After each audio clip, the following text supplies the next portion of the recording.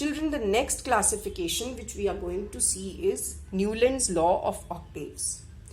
According to Newland's Law of Octaves, when elements are arranged in increasing order of their atomic weights, the properties of every eighth element starting from any element are a repetition of the properties of first element.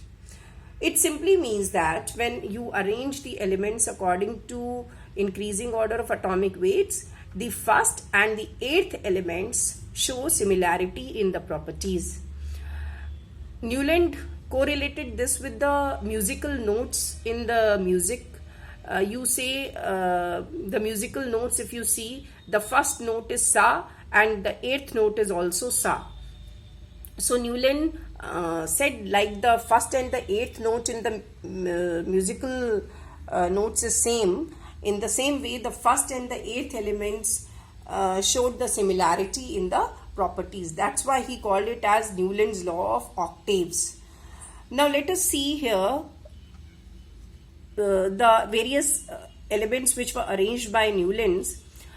Let us take the first element as lithium. If we start from lithium and move and see which is the eighth element, we find that after lithium, beryllium, boron, carbon, nitrogen, oxygen, fluorine and sodium is the eighth element. 1, 2, 3, 4, 5, 6, 7 and 8th. First element is lithium and 8th is sodium.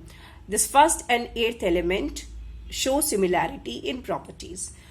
From any element we start, any element we take as first element, the 8th element to that particular element will show similarity in properties. This was told by Newland. Newland's this law of octaves, or you can say the classification given by Newland's, was having many merits. Let us see the merits of Newland's Law of Octaves. The merits of Newland's Law of Octaves can be told as this system worked quite well for the lighter elements. Lighter elements means the elements having atomic masses less than 40. This system of classification of elements relates the elements to their atomic masses. This system of classification for the first time told about the periodicity in properties. Now, what do you mean by periodicity in properties? See, periodicity in properties means a repetition of properties at regular intervals. So, in Newland's classification, there is actually the repetition of properties when we move from first to eighth element. First and eighth element have repeated properties. So here in this classification, periodicity in properties of elements has been shown. Though this system of classification has many merits, but it was later on discarded due to certain drawbacks. Now let us see what are the various drawbacks due to which this system was discarded.